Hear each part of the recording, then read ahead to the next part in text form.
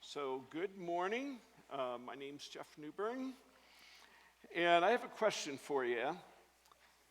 If, as it relates to relationships, especially close relationships with other people, if there was a skill or a superpower that you could receive that would give you a significant upgrade in your relationships with the people closest to you, would you like to have that superpower? Yes.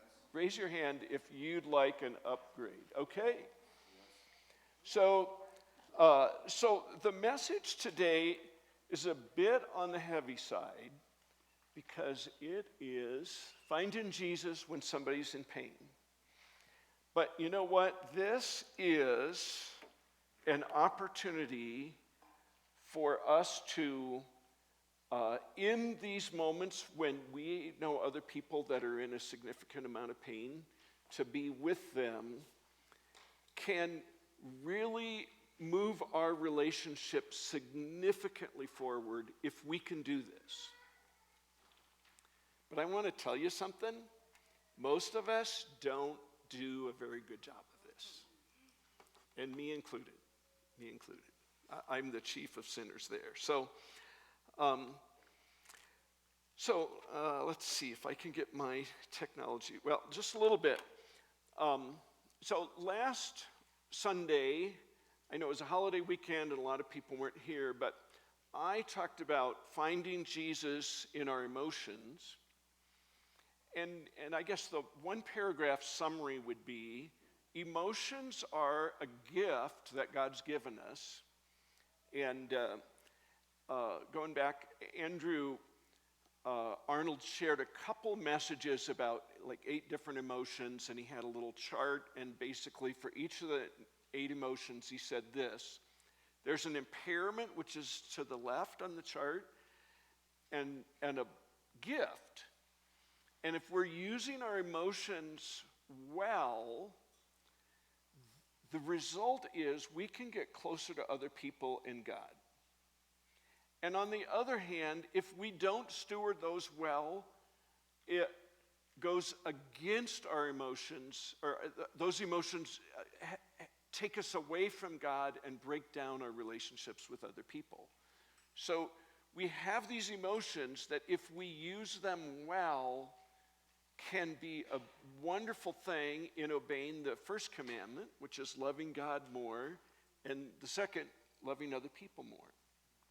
So this is built, today's message is kind of built on that foundation. So part of, candidly, the reason that we're doing it this week is that, and you may or may not know this person, but a couple weeks ago, someone who's a former member of this congregation took their life. And you know what? Between her and relatives of people in this congregation, there's been 3 people that have taken their lives in the last few months. And you know, I think of all the emotions, I mean, man, that's like one of the hardest ones of all. It's like life is so precious, and when somebody is so discouraged and so hopeless that they take their own life, I mean, that's just horrible. That's horrible. And so that's kind of like the ultimate test. If somebody's really affected by that, how well can we be there for one another? So that's actually part of the reason for this message. So now, maybe you don't even know any of these people, and you don't know anybody that does, but chances are, more than chances are, all of us, from time to time anyway, are going to have someone who's close to us go through a really hard time. And how will we respond to that? So that's really what this message is about. So, let's see, technology. Well, click. Can you advance that, Debbie? Okay, thank you. So, Paul, thank you, Curtis. Maybe I just, didn't turn it on or something. Like that. All right, when you get it working, you let me know. I'm going to keep going here. Okay, thank you. So Paul writes to the Romans, rejoice with those who rejoice and weep with those who weep. So in psychology, this is called co-regulation. It's like when somebody is experiencing something big inside of them, what he's saying is wherever the other person's at, our job is to go where they are. And if they're rejoicing, that's like awesome. How do we join them in that? And if they're really struggling with weeping, how do we be intentional and get down on that level and experience that with them? Okay? So what we're going to talk about is how Jesus went about doing that. And so there is, it's working, thank you. Okay, so I'm going to be talking about the story of Jesus raising Lazarus from the dead. We happen to know how it turns out. And the whole chapter of John 11 is quite a bit of detail about this story, so I'm going to give you a little background. So, besides the 12 disciples, my hunch is that Jesus' best friends were this family, Mary, Martha, and Lazarus. And we see from this passage that actually they were quite close. They knew each other well. There's a story in Luke 10 about Mary and Martha and Jesus going over to their house. And so they knew of Jesus' power. Lazarus gets sick. Mary and Martha quick send somebody to where Jesus was and says, can you get back here right away and heal Lazarus, because if you don't, I don't know if he's going to make it. And then Jesus is not in a hurry to get back. He actually just hangs out, and the worst happens. Lazarus passes away, and then Jesus shows up. But interestingly, he told his disciples, hey, you know what? I'm going to heal Lazarus and bring him back to life. I'm going to raise him from the dead. So he tells his disciples this. So then he gets to Bethany, meets with Mary and Martha, and that's where we're going to pick up this story. And when Mary came to where Jesus was, she saw him, she fell at his feet, and this is what she had to say to him. Lord, if you had been here, my brother would not have died. All right, think she was very happy with him for not coming right away? So how did Jesus respond to somebody reading him the riot act? When Jesus saw her weeping, because that's what she was doing, and the Jews who were with her were also weeping, he was deeply moved in his spirit and was troubled. And he said, where have you laid him? And they said to him, Lord, come and see. And then here's the shortest verse in the Bible, Jesus wept. Okay, so here is the question I have. And, whoops. So if you can answer this question, then that's the whole point of this message, is answering this question. Okay, so Jesus chose, when he's coming up and talking to Mary, and Mary's reading him the riot act because she is very upset, and she's weeping and confused. It's like, I don't understand. I know you can heal people. You didn't come. I asked you to come. It's like, I am so confused, and I'm in grief, and I have all these huge emotions going on. And really, it was so simple. All Jesus had to say to her is, hey, Mary, guess what I'm going to do? I'm going to raise your brother from the dead. And I'm going to fix your problem, and you don't have to be sad anymore. I mean, really, that's what Jesus could have said to her, but he didn't. Why not? Was there something even more powerful and more important that Jesus would do in that he just said, wow, you are in so much pain, and I am just going to join you in that pain and weep with you. So I guess I am not going to try and answer this question.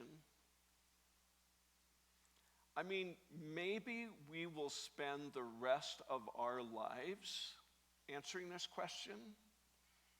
So I can't necessarily say why, but what we do know is that Jesus is pretty smart, and he is probably better at relationships than I am, and this is what he chose to do. So this whole thing that Paul says, weep with those who weep, I mean, what he decided to do is he says, like what you're experiencing, I'm going to join you in that. Okay. So here's what he did. He was deeply moved in his spirit, and he was troubled. Now, we want to look at that word troubled, because literally what this word means is that he troubled himself. So it's not like I'm a Greek scholar, but there's this thing called Strong's that tells us what words mean. So this word trouble is to voluntarily take away your calmness and be disturbed. It's to disquiet yourself, be restless, stir up, and enter into anxiety and distress. Now, like, why would somebody want to do that? But that's what Jesus did. He troubled himself. So on one hand, Jesus knew the answer, right? He knew what was going to happen, but he chose instead to, like, if you are troubled, I'm going to join you in that. That was a choice that he made, even though he knew the answer.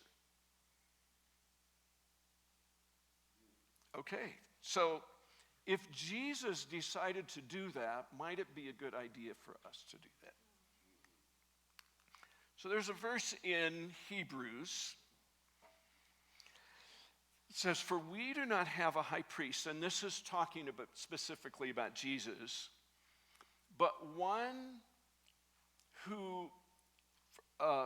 for we do not have a high priest who cannot sympathize with our weaknesses. It's a double negative.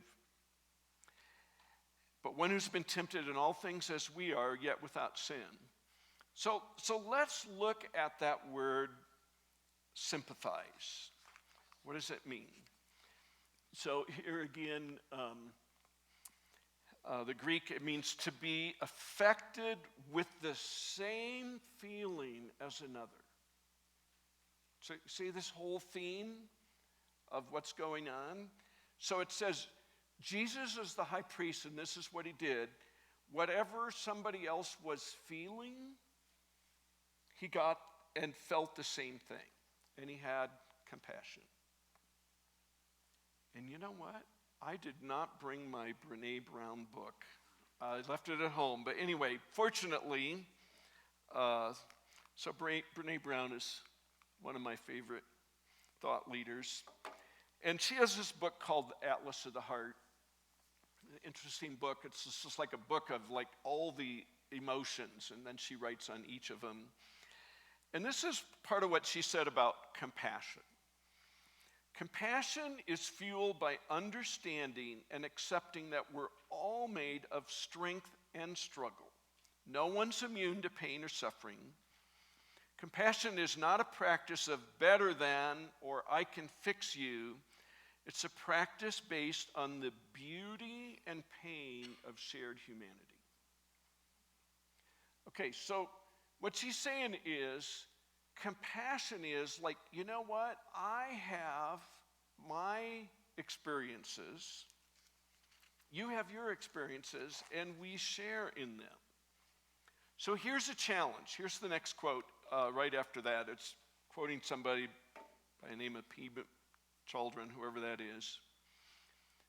And, sorry, get my technology working here. All right, here's the quote. When we practice generating compassion, we can expect to experience our own fear of pain. Compassionate practice is daring. It involves learning to relax and allowing ourselves to move gently toward what scares us. Okay, so I just was talking to a friend of mine who's went through a pretty big deal, and they were talking about how when they're sharing their struggle with other people, here's what their experience was. People were going, can we switch the topic? Can we talk about something else? It's like this, that person was trying to share what was going on with them, and her repeated experience was, you know what, this is too big for me, and I really don't want to talk about it. So what did her closest friends do? They were kind of overwhelmed by the bigness of what she had to say. And they basically said, you know what, I can't handle this, so can we just talk about it? Why is that the case?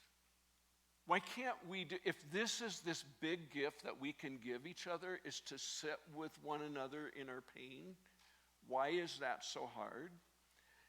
So this is her challenge, is moving toward somebody when they're having a big thing.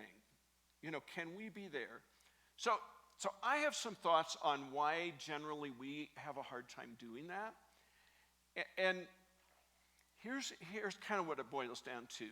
If we feel like we need to fix someone and help them understand what's going on, or make the pain to stop, or that it's like that's our responsibility, that would be like a huge responsibility that's like, whoa, that's above me. I can't do that. But if all we need to do is listen,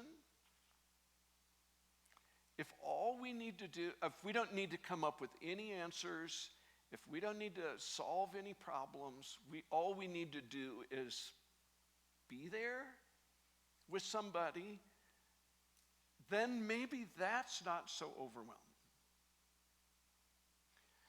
There's another possibility, and that's that we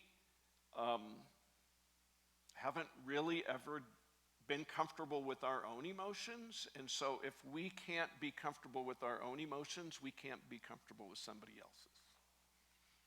So that's like this whole other learning thing of, if we're going to love one another well, Jesus said, love your neighbor as yourself. So if we're having, and this is certainly my case, that I'm confronted, like, it's hard for me to be with somebody who's experiencing some big emotions. So, like, why is that? Well, I got to start with myself. Am I comfortable with doing that? One other thing of this quote that I'd like to read is that Brene Brown says, we need to dispel the myth that empathy is walking in somebody else's shoes. Rather than walking in your shoes, I need to learn how to listen to the story you're telling about, what it's like to live in your shoes, and believe you even when it doesn't match my experience. So even if, like, I don't totally get what you've experienced, that's okay. We can just, at the best that we can, say, wow, I want to learn more about it. So this is a little pet peeve of mine, but you know what really aggravates me is when somebody says, oh, I know exactly how you feel. That's bullshit. I mean, I'm sorry, you're not supposed to say that in church, right? So, hope they're out on the camera. It's going on the internet now. Okay, but you know, it's all right if we don't really know exactly how somebody feels, but we just make an effort to say, wow, tell me, because you know how you feel. You know how you feel, and our job is just to pull that out of people. You know, we can do that. Okay, so let's go to the next verse there in Hebrews 4. So this is right after the first one. For Jesus is our high priest who sympathizes with our weakness. Let us therefore draw near with confidence to the throne of grace, that we may receive mercy and find grace to help in time of need. So if Jesus has just sympathized with our weaknesses and our struggles and heard us and got into our world and sat with us and experienced what it's like, what impact does it have? Then that is drawing near the throne of grace. And when we experience that, we receive mercy and find grace to help in time of need. And if we can be Jesus to one another, and we can be the skin of Jesus and do that same thing of listen and attune and validate and be with people in where they're doing, then we can give people mercy. They'll experience mercy and grace in their time of need. So might God give us grace to do that. Okay. So Sharon and I have had the opportunity to this whole experience of what it's like to interact with people when we've had big stuff going on. And so we're going to share some of our experience, and Sharon is, okay, so Sharon's going to come up and share a little bit, and then I will.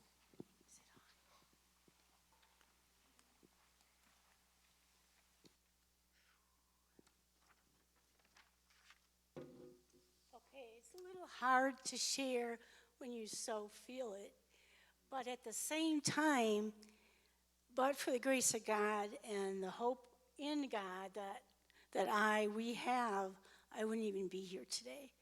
So my hope and my prayer is that what I share doesn't overwhelm, but that it helps you see that if you go through the dark valley yourself, or you're in it now, and most of us will at some point, I'm sorry, that you'll know that you can come out on the other side breathing again, feeling like you have life, okay?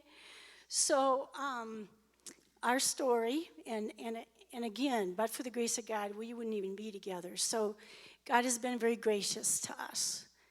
So back almost 29 years ago, on August 26th of 93, our son Zach, who was 4.5 at the time, died as a result of a drowning. I was in shock, of course, and I struggled with the world around me, continuing on as usual, when I was pretty sure mine would never be the same. I went through the motions of all that had to take place, but a part of me felt dead and so very broken. Deep anguish was a new experience for me. Our friends and family were in shock too and seemed to be in fear of the possibility of the same thing happening to them. That made it more difficult to be with us in our pain. People wanted to make sense of our pain, so they would give answers like God needed another angel in heaven or whatever, Mostly it seemed it made people be panicky for something to do or say, not knowing that just being there quietly would have been most helpful. People wanted me to be okay, not understanding the need to walk through the grief, not just get over it. There's no time limit on grieving. I remember one person at the funeral coming up to me and taking hold of my face and looking directly in my eyes and wiping away my tears. It touched me deeply. There were no words exchanged. There weren't any words. It was something that taught me the importance of just being there with somebody in such incredible pain. 6 months later, I got pregnant with our fourth, and 6 months later, I developed toxemia, and Elizabeth Joy was born at 2 pounds, 1 ounce. She lived for 6 months, but she never came home from the hospital. She basically wore out from underdeveloped lungs and the complications. So I'd already grieved the loss of Zach, so I wasn't going to do that again. That's where I was at. So I got a job working with special needs children in my school, wanting to keep really busy to avoid paying attention to my broken heart. But shutting off my emotions didn't work for long. I needed to feel, to grieve, so that I could pay attention to my 2 hurting kids I still had, and to heal my wounded heart. During those months, I did experience the Lord being with me. He woke me up with verses from the Word, with songs, with His comfort, and eventually, I was able to allow my heart to live again and not live in fear of what else could happen. So it was then that Psalms 23, verse 4, God really used. It's, Lord, even when your path takes me through the valley of deepest darkness, fear will never conquer me, for you already have. You remain close to me and lead me through it all the way. Your authority is my strength and my peace. The comfort of your love takes away my fear. I'll never be lonely, for you are near. I had to really realize that God was indeed with me, even though I wasn't in a place that I could experience His presence. So as I've continued to learn the importance of feeling what I feel and processing that with Jesus and with others, and learn what happens in co-regulating with others, like Jeff's talked about, I feel like I'm now better able to be with others, sometimes just sitting with them, next to them in whatever they're going through, and my calm helps them to calm. No words, just being. As I said, I'm on that journey. As I have learned to be more comfortable with my emotions, my pain, I can then be comfortable being with others in their pain. This is really important. We can't do for others what we can't do for ourselves. Sometimes I start to get panicky regarding interacting with somebody in pain. I'm learning to remember that I don't have to have answers, because usually there aren't any. I just need to be with them. It's not about me, it's about them. And if I'm willing to humble myself and just be and not do and not say anything, I often see others able to regulate their emotions and hear from God as well, being able to see Him in their trauma, and then it takes the trauma out. So by God's grace and strength, we've been able to do the healing work that we've needed to do. And I think it's really important that we remember to pay attention to what has our attention.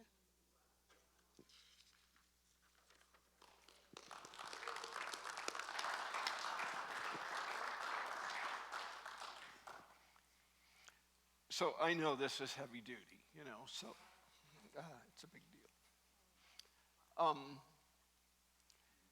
60% of couples that lose a child get divorced. And the social worker in the hospital said, I don't know what the stats are when you lose two.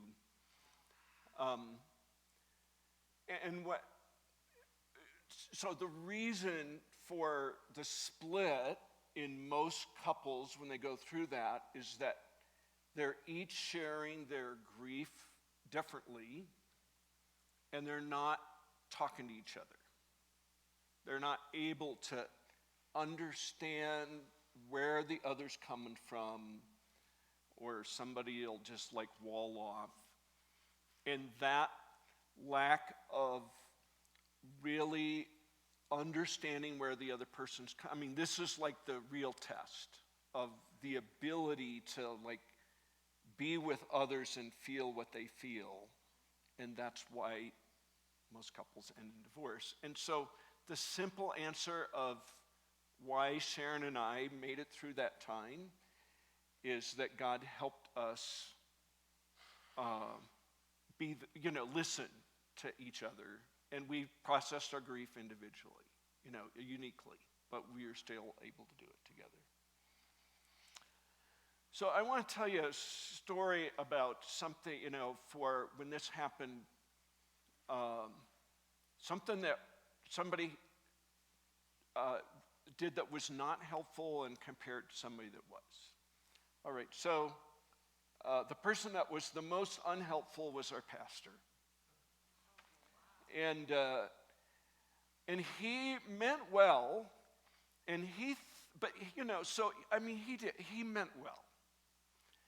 And his thought was, well, I need to help Jeff understand why this happened.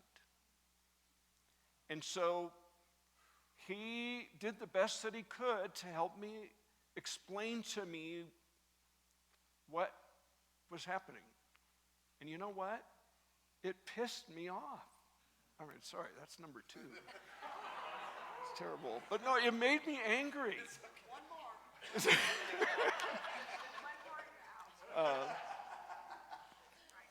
See, it was unhelpful because there were no answers to why.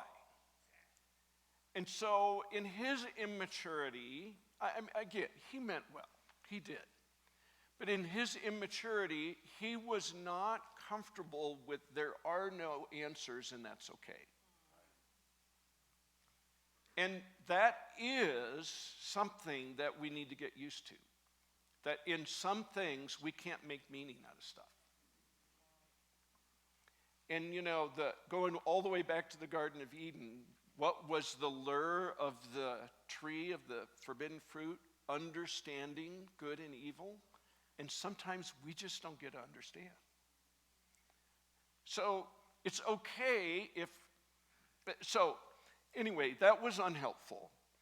My helpful story was, at the time, I rode the bus to work, and I was kind of like further out from downtown where I worked, and so shortly after I got on the bus, this other friend of mine that went to church got on the bus, and he would sit next to me, and he'd just go, Jeff, how's it going? That was like his question. And then I'd share, and I was like struggling with this thing, and I was just like, I kept asking why, and I wasn't getting an answer, and it couldn't make me, I was just like, it was hard, and I just processed with him about what's going on, and what I was going through, and he listened. I don't ever remember him giving me any advice, but it was so good to be understood. And that's the gift he gave me of listening. So isn't that interesting? That person that was really trying hard wasn't helpful.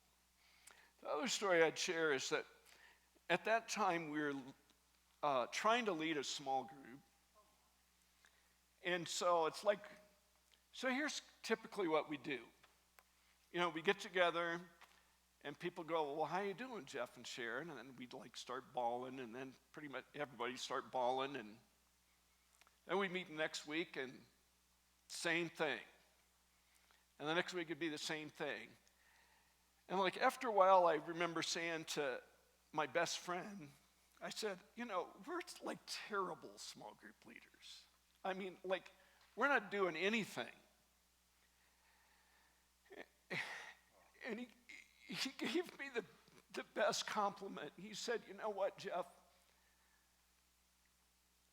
It scares us, the daylights out of us, that, you know, if this would have happened to us and we would have lost our kids, I don't know how we would have made it. But we're watching you and Sharon go through this, and now we see that we can make it if it happened to us. And so he said, you're doing a great job leading this small group, because you're just teaching us as a group how you go through a hard thing. It's just like, wow. So anyway, I know that's pretty heavy duty. I hope that doesn't overwhelm you. But you're going to go through in life, you're going to go through things that have, I mean, hopefully nobody's going to lose 2 kids in 18 months. You know, I don't wish that on anybody. But if we can learn how to weep with those who weep and join in what others are doing, that's just like the best gift ever that we can give. Shannon, did you have something you wanted to share? So can you give the mic to her? Some of you know my struggles and some of you don't. But on a very biopsychological level, I deal with many of the same thoughts and same problems that our beloved Rachel dealt with. And God says, love one another as I've loved you. I would not be here today. I would not be alive if I didn't have the love of family and of people. Because when I'm in that state of personal psychological pain, there's nothing that I have, there's no hope for tomorrow. There's nothing that I have to think about that's going to bring me through. Absolutely nothing. But I have been so loved and cared for when I'm not in those states, that the only thing that keeps me going is, how are those people going to deal with my death? How are those parents going to tell their children that Aunt Shannon is gone? And that's the only thing. Yes, some people want to fix my problems. And yes, some people say, oh, I've been there. I know what you're feeling. And I would say the same exact thing that Jeff said. No, you don't. And I don't want you to. I would never want you to feel the same way that I feel, because it's torture, it's pain. It's a pit of despair. And I have enough love for you that I would never want you to go through what I go through in my head and in my heart. So don't say that. And I don't want you to fix my problems, because you know what? I don't need to be fixed. I really don't. I don't need to be fixed. And when I'm not having those problems, or even when I am, don't look at me as anything less. Don't look at me as somebody that is not worth being able to speak into your life. And somebody who's not worth being respected and honored and received as mother, sister, whomever. And when you're weeping inside me, please don't get caught up in my thoughts. Some people are so empathetic. I'm an empath. Some people, I'm a number 3, I'm in the heart triad. Some people are so empathetic that they get caught up in my emotions and they start swirling down with me. That's the last thing that is helpful. I need you to co-regulate with me. Weeping beside me, but showing me.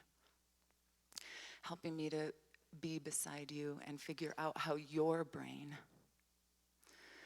handles what I'm describing to you I'm going through. As you're trying to understand, how does your brain deal with these emotions? So this is huge, Shannon. So what you're saying is,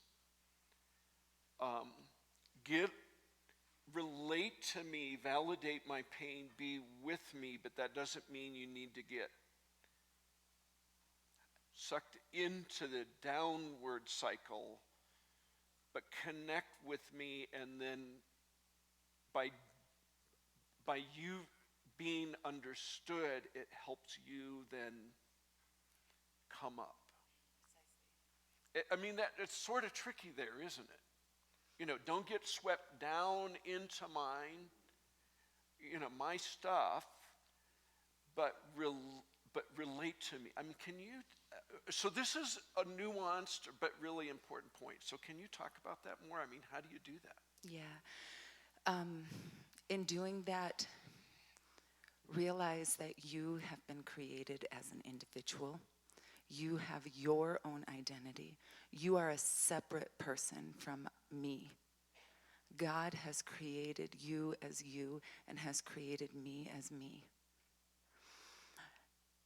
And the gift of that and the understanding of that is what is going to help you come beside me as another being and not come into me.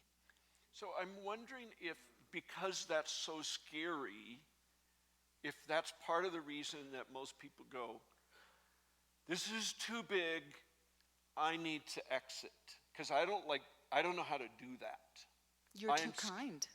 Because I'm scared I could either get overwhelmed or say something I shouldn't or what. I mean, so it's like. It's big. It's big. It's big. When I look at you and say, I really want to kill myself right now, it's really hard to not get sucked into that and for your heart to just palpitate and just grow so big, for everything inside of you to groan so much that you don't just want to pull me inside of you, that you don't just want to, like a father, just try to fix. Both of those situations. It's hard. Those words are big. Those thoughts are big. And there's a reality, and most people don't understand unless you deal with this, with such biopsychological, unless you deal with such chemical issues yourself. Like you can't understand. You know what? Don't try to. So let's see if, I don't know how good I'm going to do here, but let's see if I can put this into words. So if somebody's experiencing a really big emotion that I identify with them in their pain, and yet I keep my own identity. Yes. Okay, so there's like a healthy, there's two dynamics going on. There's a connection, and yet there's a boundary. Precisely. Okay, so this is kind of tricky here. But there's a connection, and yet there is a boundary, in that the boundary is, I'm not responsible for fixing you. It's not my problem. That's not my responsibility, and yet I can be with you. and and then being with you, if I remember who I am and I remember, okay, God is good, God is working everything out for good, it's going to be okay. After I've connected with you, then you like get this download from me that everything is going to be, if I believe that everything's going to be okay, you get that download. It's supernatural. It's a supernatural, divine download that we can give others without even saying anything. There's a certain degree of, I think a good conversation is what part of the burden can we carry for others and what part of the burden can we not carry for others. And I think that that does kind of inform how you can stay separate from that person, how you can put up that boundary and yet still be there with them. What part of the burden is yours to carry and what part of the burden is not? Okay, whew, this is like big, but there is a lot of thoughts out here on what this discussion that we'd have, and if you have a question or a thought, let's just have a little town hall here. Jim?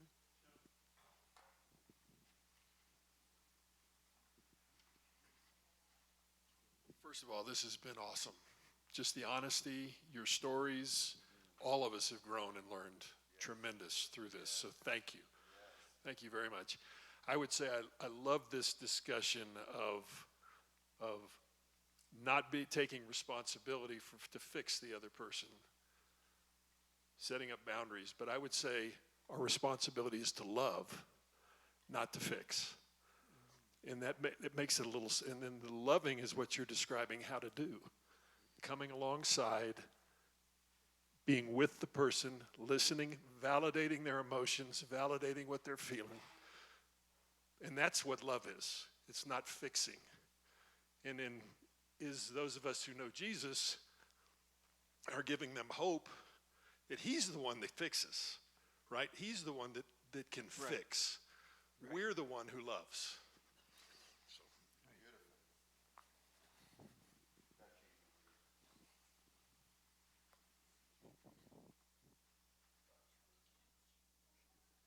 Right, so I'm a counselor in training, so we're doing this, but we're paid for it. So I would like to encourage you also that to be with someone in their pain, you have to do your own self-work. You have to be able to go there and not be traumatized by what they're going through, by not getting sucked into the pit with Shannon, for an example.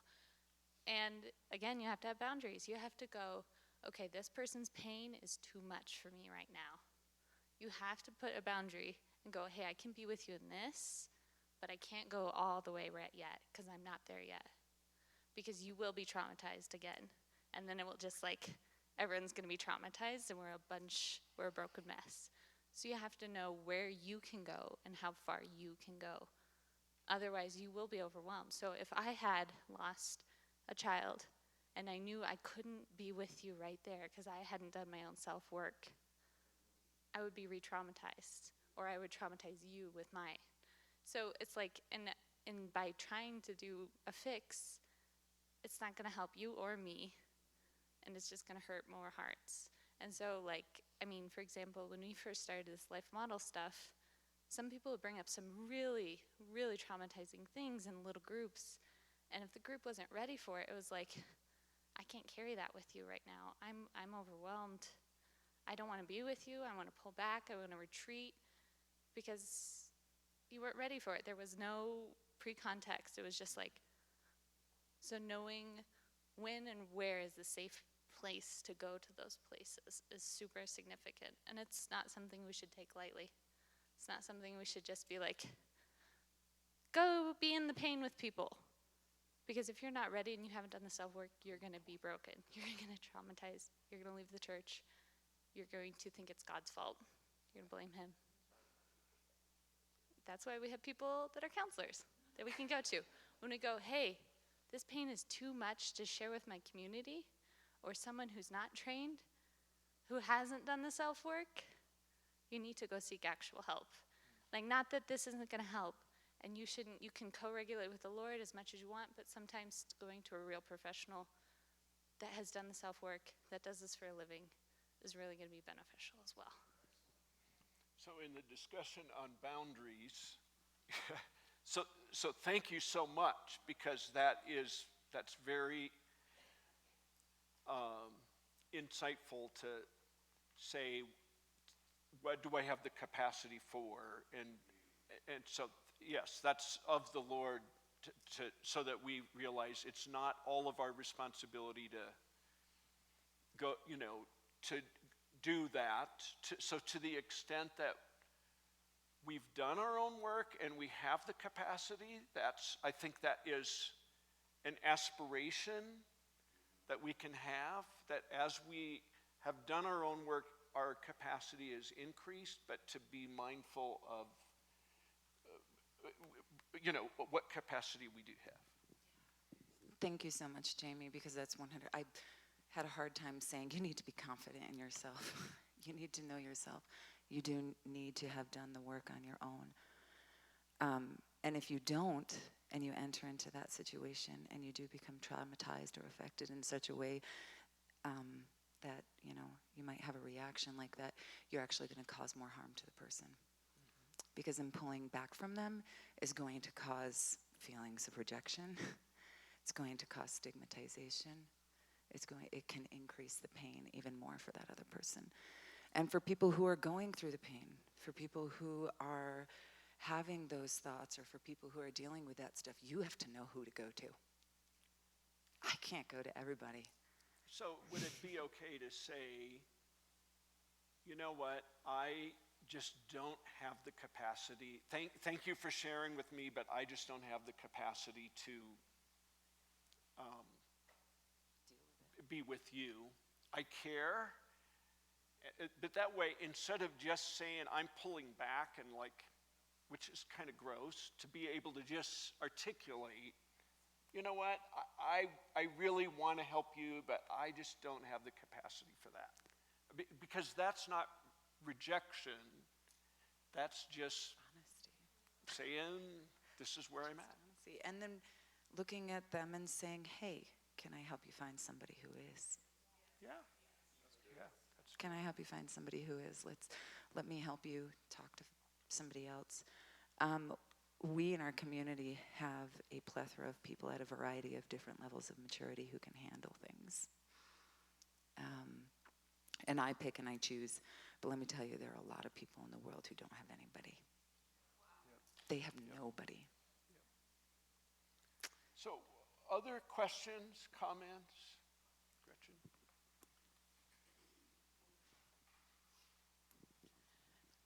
I'm with Shannon, and there are times that I just need somebody to be bigger than me, to hold me, to say, I'm here.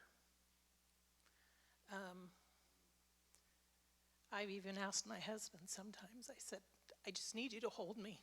That's all I need. I just need you to hold me. I need to feel like there's somebody that's going to hold me up when I can't hold myself up. And it's okay to ask, what do you need? Yes. It's okay. And if the person says, all I need is to be held. Yes. No, that's beautiful. And I do, like you said, somebody, when you watch somebody go through pain. I watched Janet and Tim and their son go through this. And when I lost my best friend, my very first best friend, my mother, I knew that I could walk through that. And now I have that to look forward to say, I went through this pain. I can walk through anything. Okay, thank you. Just this week, Sharon coached me. She said, I don't want you to fix me. I just need you to listen to me. You know what? And so I appreciated that. I mean, she was saying what she needed. And it was just like so obvious to me that what was bothering her, she had a problem that I could help her solve. You know, and then she wouldn't feel that way. So.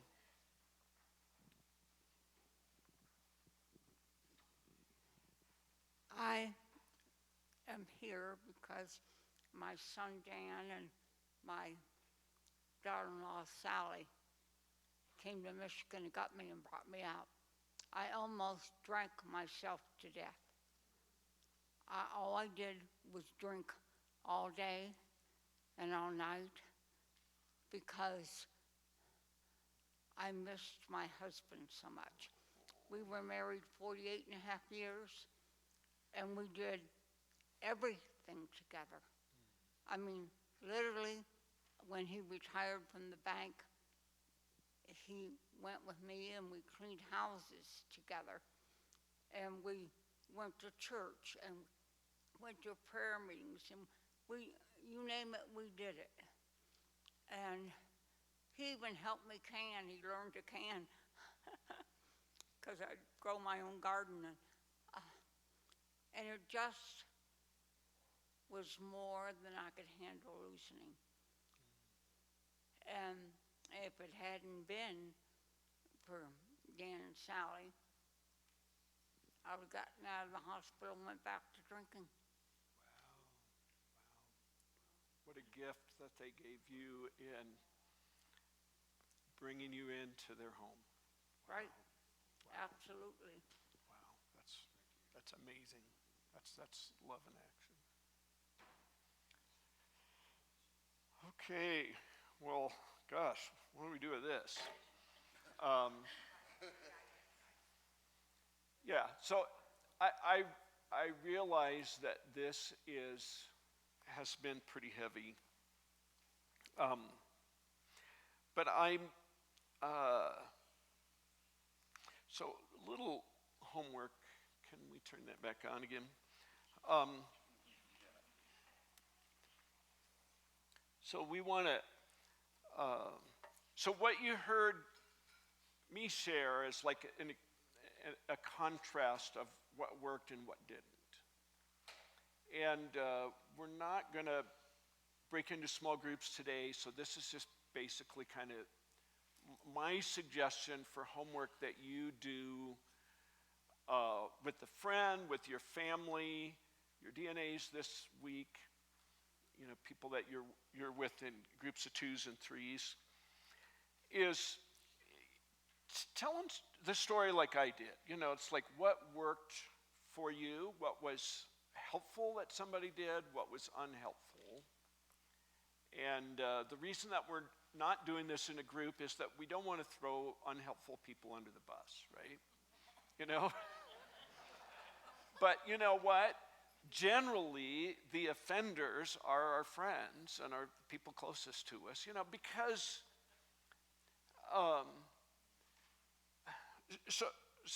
and thank you so much, Shannon, for coming up. I mean, that was just amazing. And to like try and work through this really complicated thing of how do you do regulation, this thing called co-regulation, which is not being enmeshed with somebody and taking on stuff that's not our responsibility, but being there. It's hard. All right, so we need to have grace for people that don't do it very well. I mean, like, here I was, did I throw my pastor, you know, from back in Des Moines under the bus? Yes, but I know that he meant well. I mean, it's not a matter of his heart. It's that, so the thing that we're exploring today is how can we be there for one another's pain?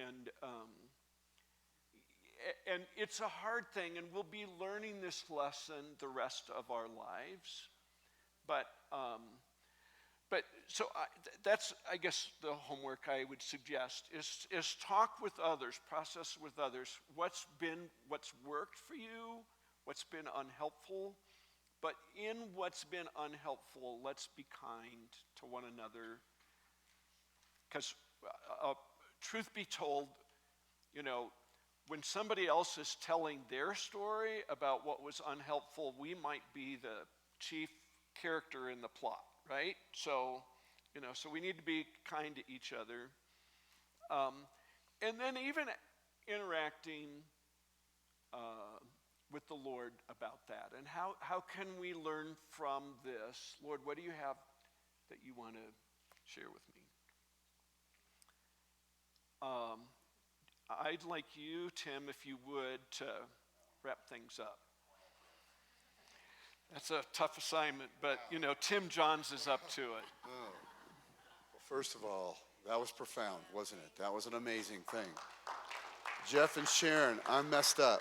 That was just, I agree with you, Jim. This was I would say this is one of the manifestations of Pentecost. Some of the greatest revivals in history started with people being transparent.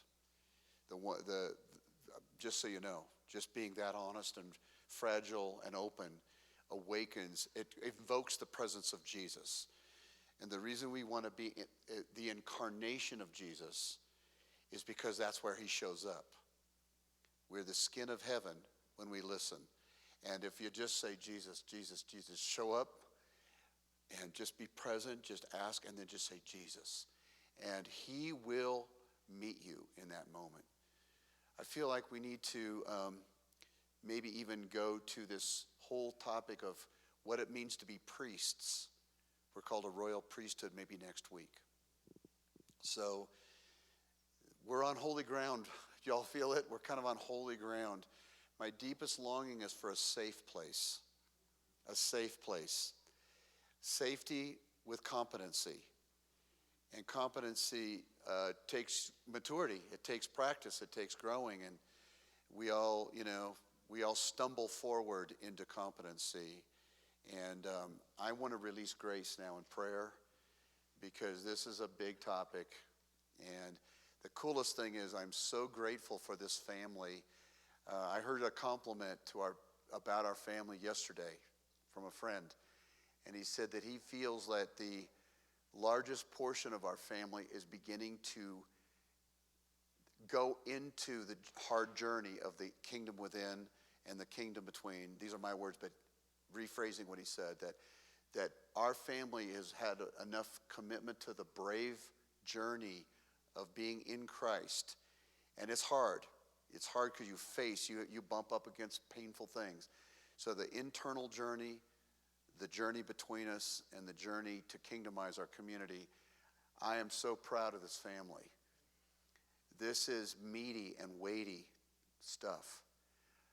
I'm feeling also very fatherly towards some people that knew Rachel. I don't want to name names, but they're in the room that were very close to her. And I just want to let you know that we love you, and we're just with you right now in your grieving process. Okay? Anyway, I'm going to pray now. If you could just take hands to the person next to you. We're in this together, y'all. We're in this together. We're a family. We will grow in maturity and competency and safety. So, Father, today we're asking for something holy, something beyond what we've even maybe witnessed or experienced, and that is how to be a priest, how to be the skin of Jesus to others in their pain, in their life journey. And I invoke your grace today that manifests in wisdom and compassion and empathy.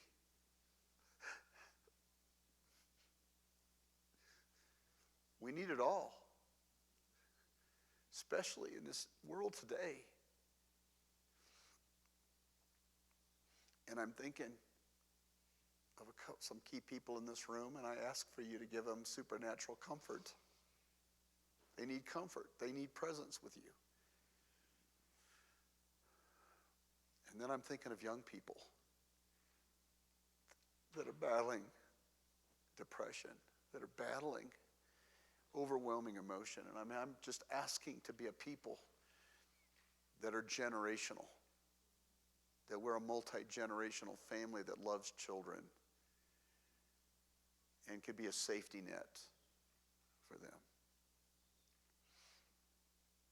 Now, if you're going through a rough time right now, Lord, I just ask that this would be a place where people could come out of a dark pit of depression, of mental illness, of emotional overwhelm.